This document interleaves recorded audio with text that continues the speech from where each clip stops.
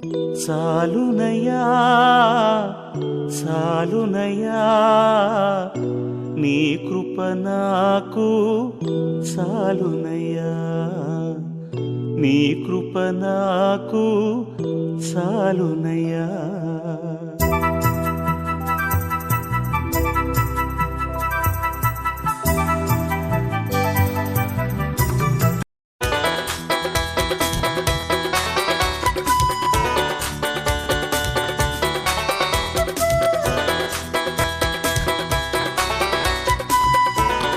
ఏక మనసు లేకపోవడం వలన కుటుంబ ప్రార్థనలో ఏక మనసు లేదు, వ్యక్తిగత జీవితంలో ఏక మనసు లేదు, కుటుంబంలో ఏక మనసు లేదు, సంఘంలో ఏక మనసు లేదు. అయితే అపొస్తలుల కార్యం 1వ అధ్యాయం 2వ వచనం మనం చూసినప్పుడు యేసు క్రీస్తు వారు చెప్పిన గొప్ప సత్యం ఏంటంటే, ఆయనను పరిశుద్ధాత్మ మీ మీదకి వచ్చినప్పుడు మీరు శక్తి నందెవరు. 120 మంది ప్రజలు, స్త్రీలు, పురుషులు ప్రభు యొక్క శిష్యులు ఏం చేస్తారండి? 1వ అధ్యాయం 14వ వచనం ఉన్నది. అపొస్తలుల 1వ అధ్యాయం 14వ వచనంలో వారు ఏక మనసుతో ఏం చేస్తారండి? ప్రార్థన చేశారు. హల్లెలూయా. ఏక మనసు ఎక్కడైతే ఉంటుందో ఆ కుటుంబంలో సమాధానం ఉంటుంది. ఏక మనసు ఎక్కడైతే ఉంటుందో ఆ సంఘంలో సమాధానం ఉంటుంది. ఏక మనసు ఎక్కడైతే ఉంటుందో ఆ ప్రాంతంలో శాంతి సమాధానము అభివృద్ధి చెందుతుంది. ప్రభునందు ప్రియులారా, 133వ కీర్తన 1వ వచనం మనం చదివినట్లయితే, సహోదరుల ఐక్యత కలిగి నివసించుట ఎంత మేలు, ఎంత మనోహరము, ఎంత మేలు, ఎంత మనోహరము. ఐక్యతలో ఉంది ఆరోగ్యము. ఐక్యతతో ప్రార్థన చేసిన వారు వర్ధిల్లుతారు, ఆశీర్వదించబడతారు. దేవుని బిడ్డలారా, దేవుని సన్నిధిలో ఆ విధంగా ప్రార్థన చేసినప్పుడు దేవుని యొద్ద నుండి ఆశీర్వాదాలు మనం పొందగలుగుతాం. అమాలేకీలు తమ చేతిని యెహోవా సింహాసన విరోధముగా ఎత్తిరి గనుక యెహోవాకు అమాలేకులతో తరతరములకు యుద్ధమని వ్రాయబడిన దేవుని యొక్క వాక్యములో. ప్రభువునందు పిల్లరా, మోషే తన చెయ్యి పైకెత్తినప్పుడు ఇశ్రాయేలు ప్రజలు గెలుస్తూ ఉన్నారు. దేవుని వాక్యములో చూసినట్లయితే ఈ 17వ అధ్యాయము నిర్గమాకాండము 17వ అధ్యాయము 8 నుండి మనము గమనించినప్పుడు అమాలేకులు వచ్చి రెఫాయీములో ఇశ్రాయేలుతో యుద్ధము చేయగా మోషే యెహోషువతో మన కొరకు మనసును ఏర్పరిచి వారిని తీసుకుని బయలు వెళ్ళి అమాలేకులతో యుద్ధము చేయము, రేపు నేను దేవుని కర్రను చేత పట్టుకొని ఆ కొండ శిఖరం మీద నిలిచెదను. హల్లెలూయా, హల్లెలూయా. యెహోషువ మోషే తనతో చెప్పినట్లు చేసి అమాలేకులతో యుద్ధం ఆడెను. అమాలేకులంటే ఎవరండి? అవిశ్వాసులు, అపవాది సంబంధులు. ఇశ్రాయేలు ప్రజలంటే ఎవరు? దేవుని పక్షమున నిలబడేవారు. ఈ లోకములో అమాలేకుల ఆత్మ అనేక కుటుంబాల్లో పనిచేస్తూ ఉంది, అనేక గ్రామాల్లో పనిచేస్తుంది, అనేక జిల్లాల్లో, అనేక మండలాల్లో, అనేక దేశాల్లో పనిచేస్తుంది.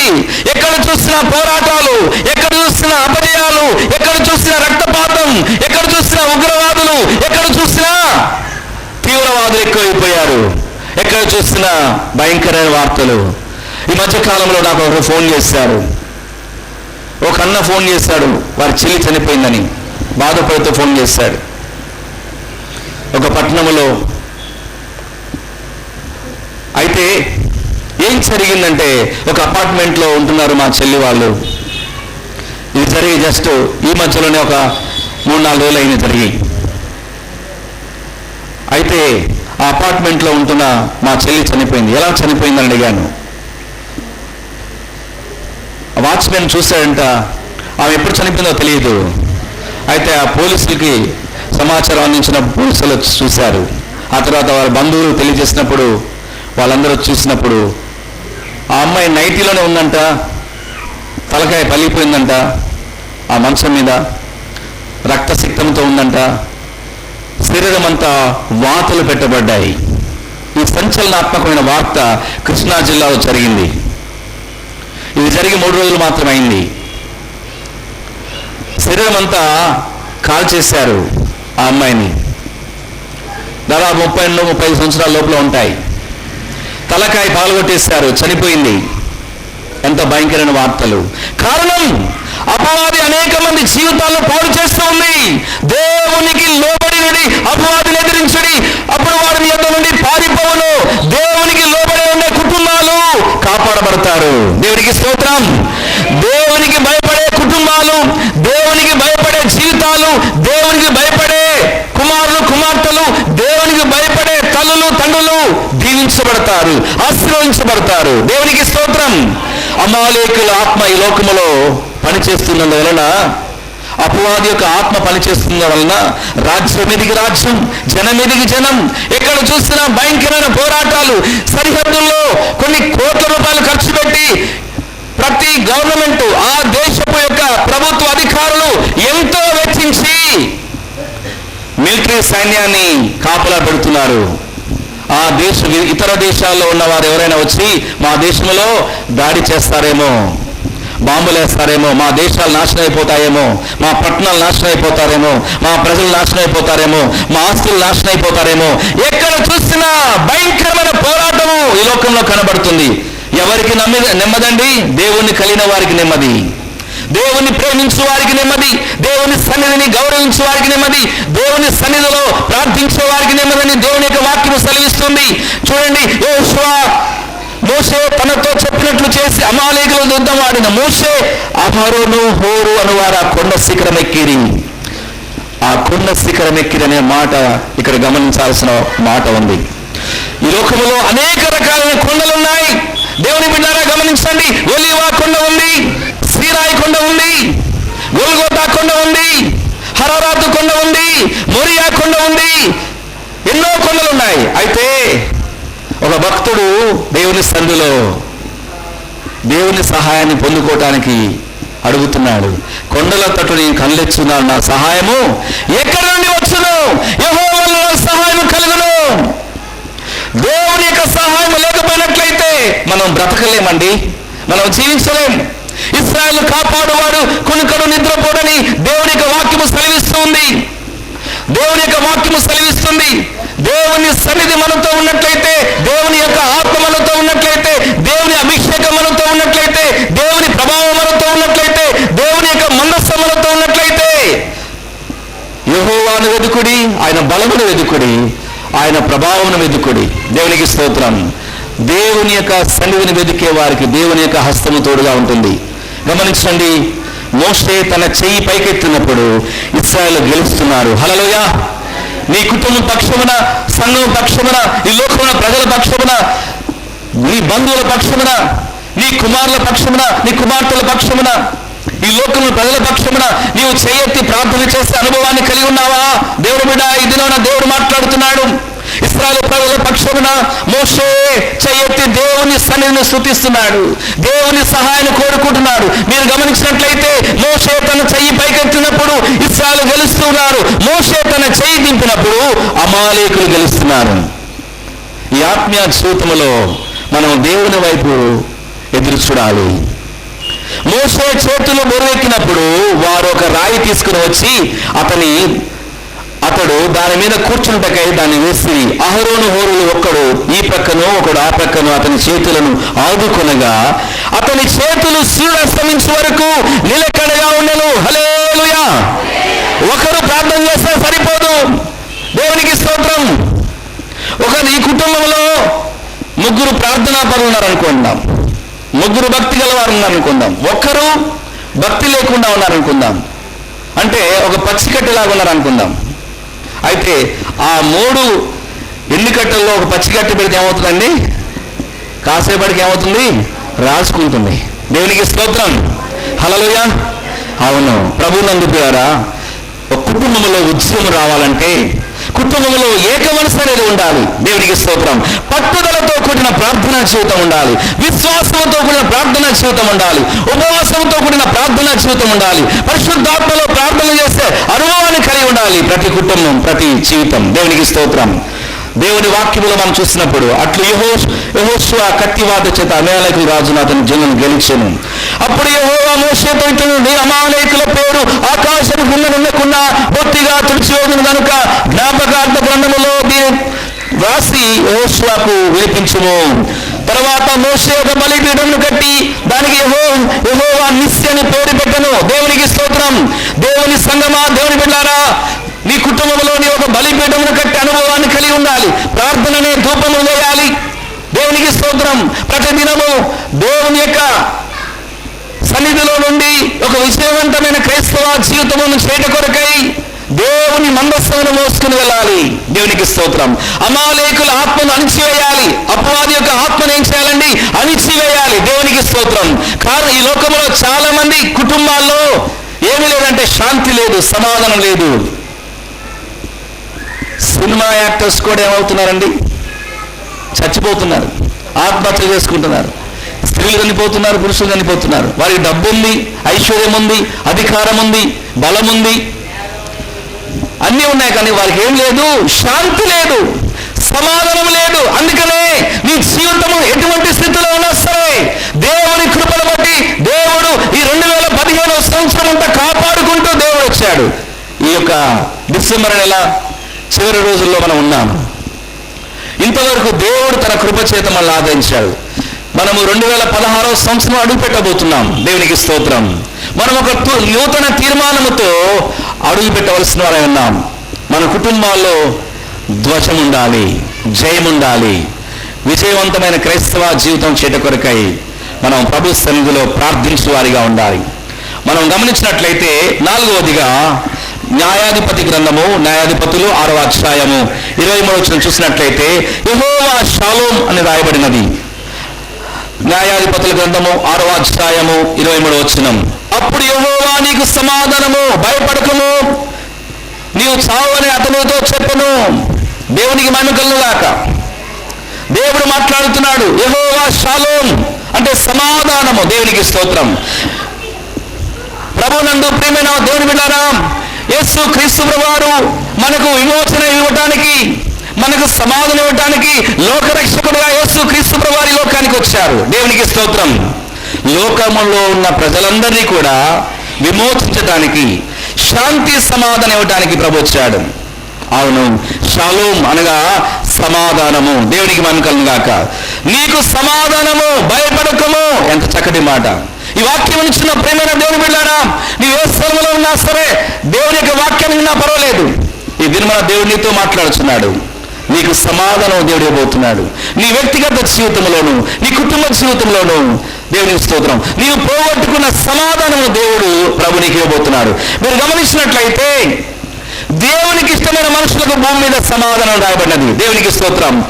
ఆత్మీయ ఫలములు 9 రకాలుగా ఉన్నాయి. గలతీయులకు రాసిన పత్రిక 5వ అధ్యాయము 22వ వచనం చదివినప్పుడు ఆత్మ ఫలములేమనగా ప్రేమ, సంతోషము, సమాధానము, దీర్ఘశాంతము, దయాళత్వము, మంచితనము, విశ్వాసము, ఆశా నిగ్రహం రాయబడినది. దేవుని బిడ్డలారా గమనించండి, ఈ ఆత్మీయ ఫలములలో సమాధానం అనే ఫలము చాలా శ్రేష్టమైనది, ఉన్నతమైనది. వ్యక్తిగత జీవితంలోను, కుటుంబ జీవితంలోను, సంఘములోను, సమాజంలోను సమాధానం అనేది చాలా విలువైనదిగా మనం గుర్తించాలి. సమాధాన పరచువారు ధన్యులు వారు దేవుని కుమారులు అనబడతారని వాక్యం సెలవిస్తుంది. ఈ దినమున దేవుడు మనకిస్తున్న గొప్ప మాట ఏంటంటే నీకు సమాధానము అంటున్నాడు. దేవునికి స్తోత్రం. భయపడకుము అంటున్నాడు. దేవునికి స్తోత్రం. యెహోవాయే మనకు శాంతి ఇచ్చే దేవుడై ఉన్నాడు. ఎఫెసీయులకు రాసిన పత్రిక 2వ అధ్యాయము 14వ వచనం మనం చదివినట్లయితే, ఎఫెసీయులకు రాసిన పత్రిక 2వ అధ్యాయము 14వ వచనంలో పరిశుద్ధాత్మ దేవుడు ఈ వాక్యము బయలుపరుస్తున్నాడు. గమనించండి. 14వ వచనం మనం గమనించినప్పుడు, ఆయన మన సమాధానమై ఉండి మీకును మాకును ఉండిన ద్వేషమును అనగా విధి రూపకమైన ఆజ్ఞలు గల ధర్మశాస్త్రమును తన శరీరమందు కొట్టివేయుట చేత మధ్య గోడను పడగొట్టి మన ఉభయులను ఏకము చేస్తును. హల్లెలూయా. దేవునికి స్తోత్రం. ఆయన మన సమాధానమై ఉండి, అవును పిల్లారా, ఆయన మనకు సమాధానమిచ్చే దేవుడు, శాంతినిచ్చే దేవుడు, నెమ్మదినిచ్చే దేవుడు, ఆరోగ్యాన్ని ఇచ్చే దేవుడు, అభివృద్ధి కలిగించే దేవుడు, నీకున్న సమస్యల నుండి దేవుడిని విడిపించే మన ప్రభువు మనతో ఉన్నాడు. విశ్వసించిన వారందరూ దేవుడు స్తోత్రించండి. హల్లెలూయా. దేవునికి స్తోత్రం. అందుకనే దావీదు భక్తుడు అంటాడు, నేను బ్రతుకు దినని కూడా కృపాక్షరములో నా వెంట వచ్చును, చిరకాలము యెహోవా మందిరములో నీ నివాసము చేసేదను. హల్లెలూయా. అవును, దేవుని సన్నిధిలో నివాసం చేయవారు శాంతి సమాధానం కలిగి లోకంలో బ్రతుకుతూ ఉంటారు. మీరు గమనించినట్లయితే ఇప్పటి వరకు మనము యెహోవా యెహోవాయే చూచుకునునని ధ్యానించాం మొదటిగా. రెండవదిగా యెహోవా రాఫా, నిన్ను స్వస్థపరచు యెహోవాను నేనే అని అంటున్నాడు దేవుడు. దేవునికి స్తోత్రం. మూడవదిగా యెహోవా నిస్సి, ప్రభు మనకు ధ్వజమై ఉన్నాడు, ఆయన మనకు విజయమై ఉన్నాడు. నాలుగవదిగా యెహోవా షాలోమ్, యెహోవాయే మనకు శాంతి, ఆయన సమాధానం ఇచ్చే దేవుడై ఉన్నాడు. ఐదవదిగా 23వ కీర్తన 1వ వచనం చదివినప్పుడు యెహోవా రా అనగా యెహోవా నా కాపరి. దేవునికి స్తోత్రం. యెహోవా మనకు కాపరిగా ఉన్నాడు. అందుకనే దావీదు తన జీవితం అంటున్నాడు. దేవునికి స్తోత్రం. యెహోవా నా కాపరి, నాకు లేమి కలుగదు. పచ్చిగల చోట్ల ఆయన నన్ను పరుణ చేయించున్నాడు, శాంతికరమైన జలముల యొద్ద ఆయన నన్ను నడిపిస్తున్నాడు అనేసి దావీదు భక్తుడు అంటున్నట్లుగా దేవునికి స్తోత్రం. మన ఆత్మలకు కాపరిగా ఉన్న మన ప్రభు, ప్రధాన కాపరిగా ఉన్న ప్రభు, ఆయన మనతో ఉన్నాడనే విషయాన్ని మనం గుర్తించాలి. దేవుని బిడ్డలారా, దేవుని వాక్యంలో మనం చూసినట్లయితే హెబ్రీయులకు రాసిన పత్రికలో ఒక వాక్యాన్ని మనం 4వ అధ్యాయము 14వ వచనం మనం చదువుకుందాం.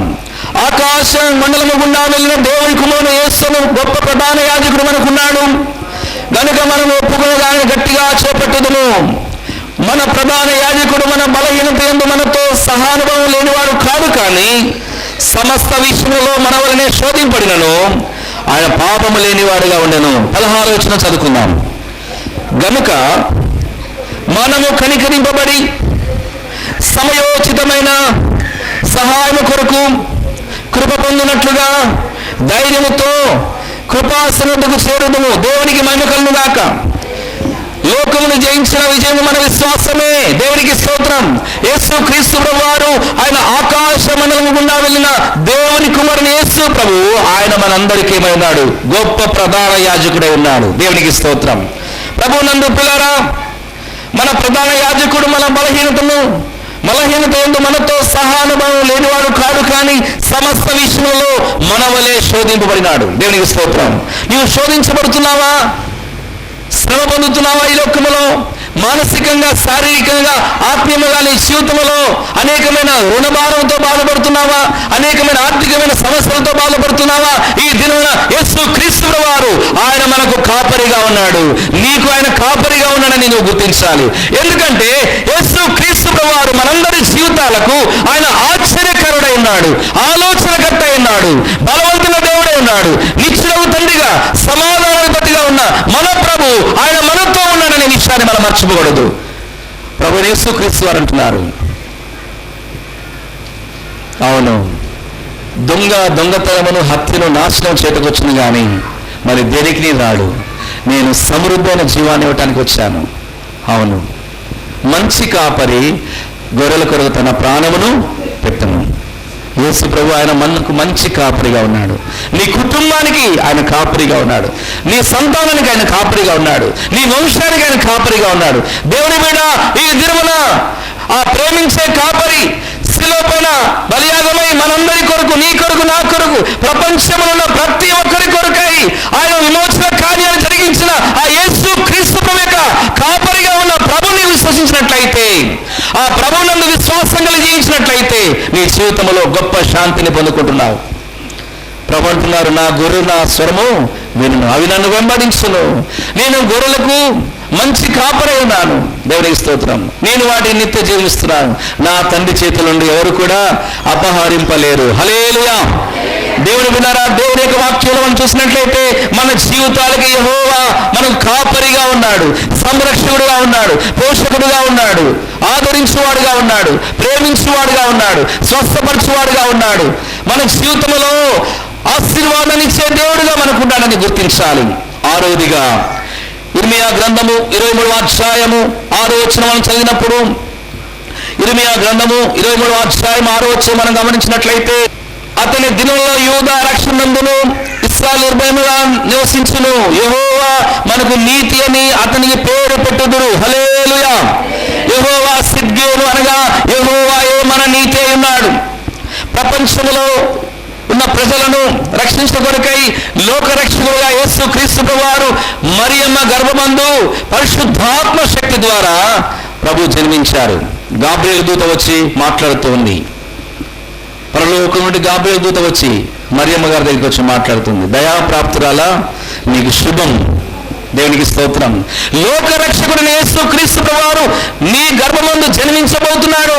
పరిశుద్ధాత్మ శక్తి ద్వారా నీవు గర్భమును ధరించబోతున్నావు. ఎంత అద్భుతమైన మాట అండి. ఈ ప్రపంచంలో ఎంతో మంది, కోట్ల మంది స్త్రీలు ఉన్నారు, కానీ ఆ కన్యకైన మరియమ్మను దేవుడు ఏర్పరచుకున్నాడు లోకరక్షకుడైన యేసు క్రీస్తు ప్రభువును పంపించడానికి. దేవునికి మహిమ కలుగును గాక. క్రీస్తులో మనము దేవుని నీతి అవటానికి దేవునికి స్తోత్రం. దేవునికి మానవుడికి మధ్యవర్తిగా యేసు క్రీస్తు ప్రభువారు, నీతిమంతుడైన యేసు క్రీస్తు ప్రభువారు, పరిశుద్ధుడైన యేసు క్రీస్తు ప్రభువారు, లోకరక్షకుడుగా వచ్చిన యేసు క్రీస్తు ప్రభువారు ఈ లోకానికి మనం రక్షించడానికి ప్రభు వచ్చాడు. దేవుని వాక్యంలో చూసినట్లయితే కొరింథీయులకు రాసిన మొదటి పత్రిక 1వ అధ్యాయము 31వ వచనం మనం ధ్యానించినప్పుడు, ప్రభునందు పులారా 1వ అధ్యాయం 31వ వచనం మనం ధ్యానించినప్పుడు మీరు గమనించండి. అయితే ఆయన మూలముగా మీరు క్రీస్తు యేసునందున్నారు, అతిశయించువాడు ప్రభువునందే అతిశయింపవలెనని రాయబడినది నెరవేరినట్లు దేవుని మూలముగా ఆయన మనకు జ్ఞానమును, నీతియు, పరిశుద్ధతయు, విమోచనమాయను. హల్లెలూయా. దేవుని మూలముగా ఆయన మనకు ఏమై ఉన్నాడు? జ్ఞానమై ఉన్నాడు.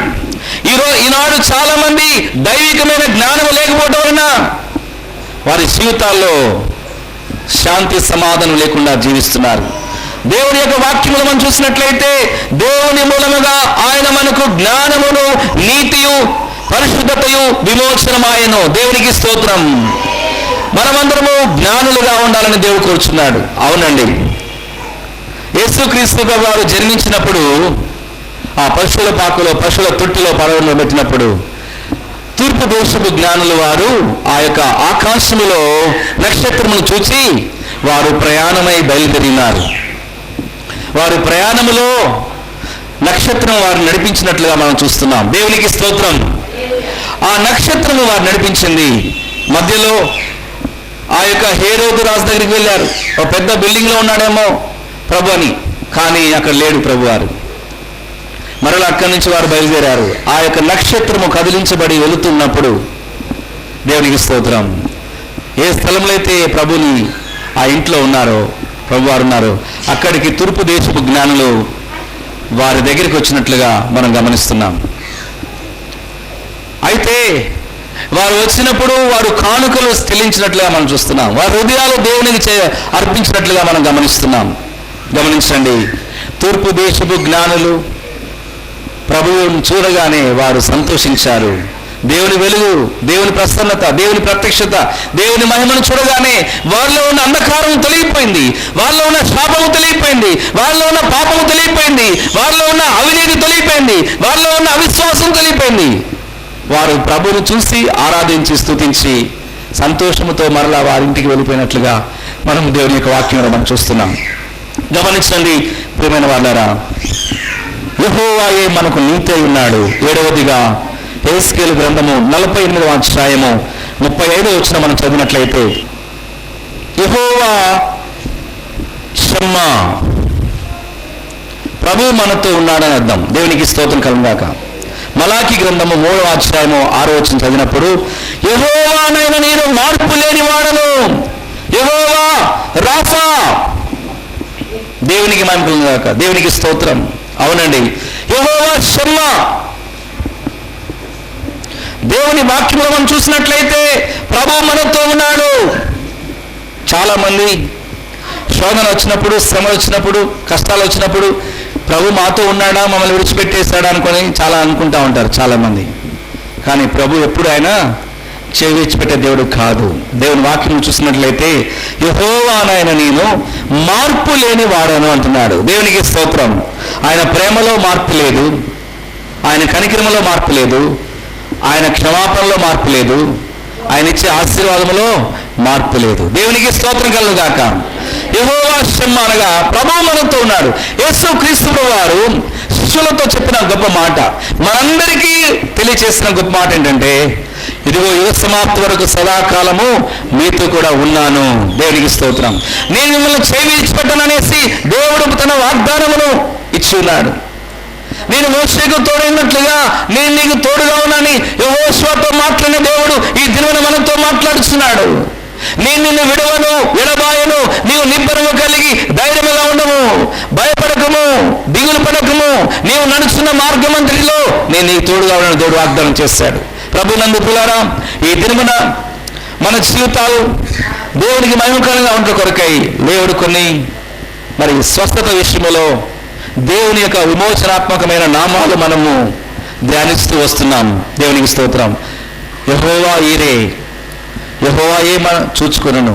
ఎటువంటి పరిస్థితుల్లో కూడా పరిపూర్ణమైన విశ్వాసముతో దేవుని సన్నిధి వెలికినట్లయితే, దేవుని సహాయాన్ని వెలికినట్లయితే తప్పనిసరిగా ప్రభు ఆయన మనకు సహాయం చేస్తాడు. దేవునికి స్తోత్రం. రెండవదిగా యెహోవా రాఫా, దేవునికి స్తోత్రం. నిన్ను స్వస్థపరచు యెహోవాను నేనే అనేసి దేవుని యొక్క వాక్యంలో మనం గమనిస్తూ ఉన్నాం. దేవునికి స్తోత్రం. ప్రభునందు ప్రియమైన దేవుని బిడ్డలారా, మూడవదిగా యెహోవా నిస్సి, ప్రభు మనకు ధ్వజమై ఉన్నాడు, ఆయన మనకు విజయమై ఉన్నాడు. నాలుగవదిగా యెహోవా షాలోం, యెహోవాయే మనకు శాంతి. నా శాంతిని మీకు అనుగ్రహిస్తున్నాను, నా సమాధానం అనుగ్రహిస్తున్నాను ప్రభు చెప్తున్నారు. పిల్లరా, ఐదవదిగా యెహోవా రా, అనగా యెహోవా నా కాపరి. మన జీవితాలకు, మన ఆత్మలకు ప్రభువుని కాపరిగా, రక్షకుడిగా మనం కలిగి ఉన్నట్లయితే మనం ఈ లోకములో దేవునికి మహిమకరంగా జీవించగలుగుతాం. దేవుని యొద్ద నుండి ఆశీర్వాదాన్ని మనం పొందగలుగుతాం. ఆరోదిగా యెహోవా సిద్కేల్, అనగా యెహోవాయే మన నీతే ఉన్నాడు. యెహోవా షమ్మా, అనగా ప్రభు మనకు ఆధారమై ఉన్నాడు. ప్రభు మనతో ఉన్నాడనే విశ్వాసముతో మనం ఈ లోకంలో జీవించాలి. దేవుని యొద్ద నుండి ప్రతిఫలాన్ని, ఆరోగ్యాన్ని, ఆశీర్వాదాన్ని, సమాధానం మనం పొందగలుగుతాం. దేవుడు తన వాక్యం దీవించినాక షాలోం. దేవునికి స్తోత్రం. దేవునికి మహిమ కలుగుగాక. ఆశీర్వాద కృపా సన్నిధి టీవీ ప్రోగ్రాం చూస్తున్న ప్రేక్షకులందరికీ ప్రభువైన యేసుక్రీస్తు నామములో మరొకసారి వందనాలు తెలియజేస్తున్నాను. విశ్వాసంతో జరుగుతున్న ఈ పరిచర్య గురించి మీరు అందరూ ప్రార్థించండి. మీ ప్రార్థన అవసరతలు మాకు తెలియచేయండి. ఈ యొక్క మీరు టీవీలో చూస్తున్న స్క్రీన్ పైన వస్తున్న ఆ యొక్క సెల్ ఫోన్కి నెంబర్కి ఫోన్ చేయండి. మీ ప్రార్థన అవసరతల కొరకు మేము ప్రార్థన చేయడానికి ఎల్లప్పుడూ మేము సిద్ధంగా ఉన్నాం. దేవునికి స్తోత్రం. మాతో కలిసి ఆరాధన చేయాలనుకునేవారు, ఈ పరిసర ప్రాంతాల్లో ఉన్న దేవుని బిడ్డలు, దేవునికి స్తోత్రం, సమీపంలో ఉన్న దేవుని బిడ్డలకి అందరికీ ప్రత్యేకమైన ఆహ్వానాన్ని పలుకుతున్నాను. దేవుని మహిమ కలుగుగాక. దేవునికి స్తోత్రం. రాబోయే దినాల్లో మీ కుటుంబాలను దేవుడు, మీ యొక్క సంతానం దీవించుగాక. షాలోం. ప్రభు మిమ్మల్ని ఆశీర్వదించుగాక. ఆమేన్. ప్రార్థన చేసుకుందాం. దయచేసి ఈ సమయంలో ఆశీర్వాద కృపా సన్నిధి టీవీ ప్రోగ్రాం చూస్తున్న ప్రేక్షకులందరూ కూడా నాతో కలిసి ప్రార్థనలో పాల్గొనవలసిందిగా మీకు మనం చేస్తున్నాను. ప్రార్థన చేసుకుందాం. మహాగణుడా, మహోన్నతుడా, పరిశుద్ధుడా, కృపగల దేవా, దయగల తండ్రి, మీ ఘనమైన నామ స్తోత్రం చెల్లిస్తున్నాను నాయన. ఆశీర్వాద కృపా సన్నిధి టీవీ ప్రోగ్రాం చూస్తున్న మీ బిడ్డలందరినీ జ్ఞాపకం చేసుకున్నాయన. వారు ఏ స్థలంలో ఉండి చూస్తున్నప్పటికీ నాయన, మీ కన్ను దృష్టి ఈ లోకమంతా సంచారం చేస్తున్నందుకు స్తోత్రం చెల్లిస్తున్నాను. ప్రభా, మీరు మా జీవితాలకు నాయన మీరు కాపరిగా ఉన్నారు, రక్షకుడిగా ఉన్నారు, స్వస్థపరిచే దేవుడిగా ఉన్నారు తండ్రి. మాకు సమీపముగా ఉన్నారు తండ్రి. మీరే మాకు విజయం, మీరే మాకు ధ్వజమైనందుకు స్తోత్రం ఇస్తున్నాను నాయన. తండ్రి, ఈ దినమున ఎంతమంది అయితే ఈ యొక్క వాక్యాన్ని వినున్నారో అటు బిడ్డలందరినీ మీరు జ్ఞాపకం చేసుకునండి. విడుదల, స్వస్థత ఇచ్చిన ప్రార్థన చేస్తున్నాను. వారి కుటుంబంలో సమస్యలు నుండి విడిపించిన ప్రార్థన చేస్తున్నాను. అమాలీకుల ఆత్మతో ఎంతమంది పనిచేస్తున్నారు, దురాత్మల చేత ఎంతమంది అయితే నాయన పోరాడుతున్నారు, అట్టి బిడ్డలు కూడా ప్రార్థన చేస్తున్నారు. యేసు నామములో దురాత్మ శక్తులను గర్దిస్తున్నాను తండ్రి. వారి వ్యక్తిగత జీవితంలో, కుటుంబ జీవితంలోను వారి జీవితంలో సమాధానం తెచ్చింది ఆయన, శాంతి తెచ్చిన ప్రార్థన చేస్తున్నాను. ప్రభా, మీరు మా కొరకై శిలువలో రక్తము కాల్చి ప్రాణం పెట్టినందుకు స్తోత్రం ఆయన. మీ పరిశుద్ధ రక్తం ద్వారా ప్రతి హృదయాన్ని కడుగును ఆయన. వారి దోషములు, పాపములు క్షమించండి. యేసు క్రీస్తు యొక్క నామములో స్వస్థతను విడుదల చేస్తున్నాం. యేసు క్రీస్తు యొక్క నామములో అభివృద్ధిని విడుదల చేస్తున్నాం. యేసు క్రీస్తు యొక్క నామములో పరిశుద్ధాత్మ అభిషేకమును ప్రవహింప చేస్తున్నాం తండ్రి. మీ ఆత్మచేత ప్రతి బిడ్డను అభిషేకించండి. నూతన కార్యం జరిగించిన ఆయన, నూతన అభిషేకంతో నింపండి. నూతన ఆశీర్వాదాలు ప్రతి కుటుంబానికి, ప్రతి బిడ్డకు దయచేయండి. ఈ టీవీ ప్రోగ్రాం చూస్తున్న ప్రతి ఒక్కరిని ఆశీర్వదించమని యేసు నామములో వేడుకుంటున్నాము తండ్రి. ఆమేన్.